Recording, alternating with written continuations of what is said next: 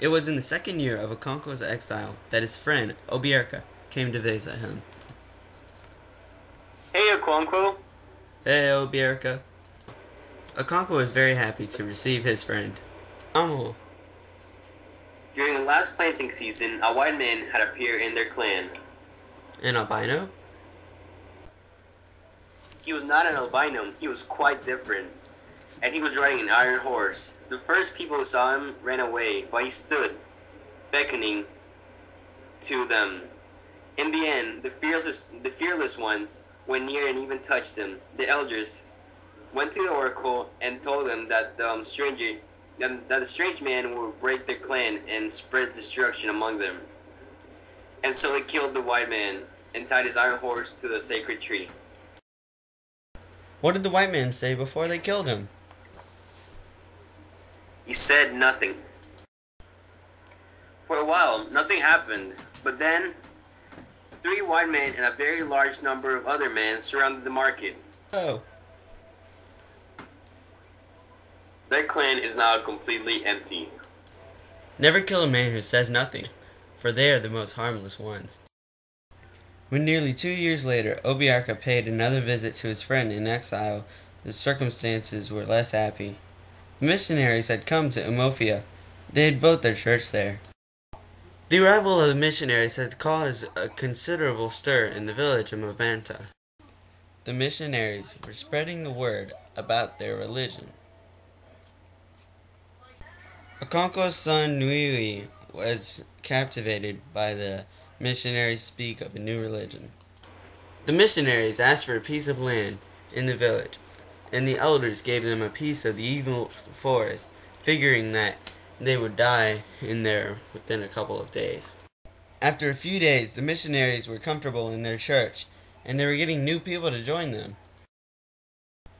The young church in Mabanta had a few crises early in its life.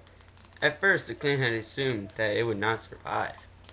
They were having trouble admitting the unacceptable in the clan. We'll accept everybody. You do not understand. What will the heavens say of us when they hear that we receive Osu in our midst? They will laugh. Let them laugh. God will laugh at them on Judgment Day. The Lord shall have them in derision. You do not understand. You are our teacher, and you can teach us the things of the new faith. But this is a matter which we know. No, let him stay. The clan decided to ostracize the Christians because they were doing so good. The clan saw no reason then for molesting the Christians. It was going to be Okonkwo's last harvest in Mabanta. As soon as he entered his last year in exile, Okonkwo sent money to Obiarka to help him build 2 huts in his old compound, where he and his family would live until he built more huts in the outside wall of his compound. Okonkwo was preparing his feast because he was leaving Mabanta. The feast went well, and Okonkwo started to return to Umofia. 7 years was a long time to be away from one's clan. A man's place was not there, waiting for him.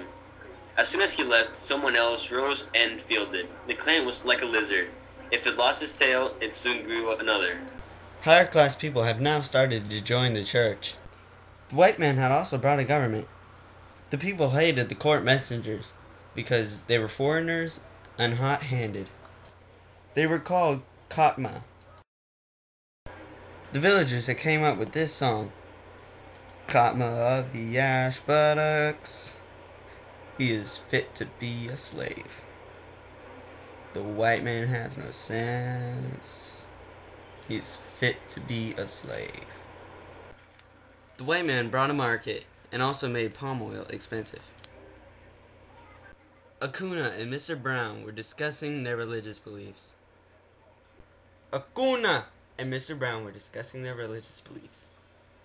Okonkwo was deeply grieved, and it was not just a personal grief. He mourned for the clan, which he saw breaking up and falling apart, and he mourned for the warlike men of Umofia, who had so unaccountably become soft like women. Mr. Smith stood his ground, but he could not save his church. When the guru went away, the red of the church which Mr. Brown had built was a pile of earth and ashes. Ah, my church! And for the moment, the spirit of the clan was pacified. For the first time in many years, Okonkwo had a feeling that was akin to happiness. He was finally getting his place back in the clan.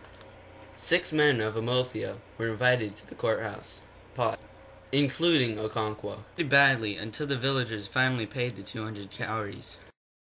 The very next day, the town of Mofia held a meeting.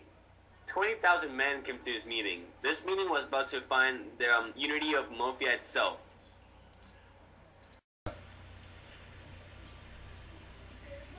The white man, whose power you know all too well, has ordered this meeting to stop.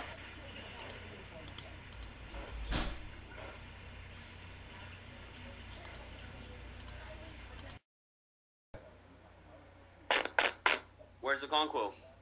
Oh, I'm glad you're here. Now you can help us. Why is that? Follow us. What?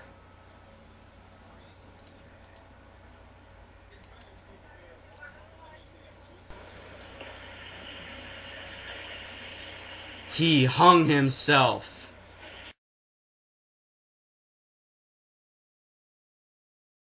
Akuna and Mr. Brown were discussing their religious beliefs.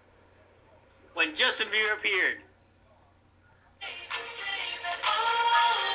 Gosh darn it. Whoa, puppies. Perfect timing. Let me see that video.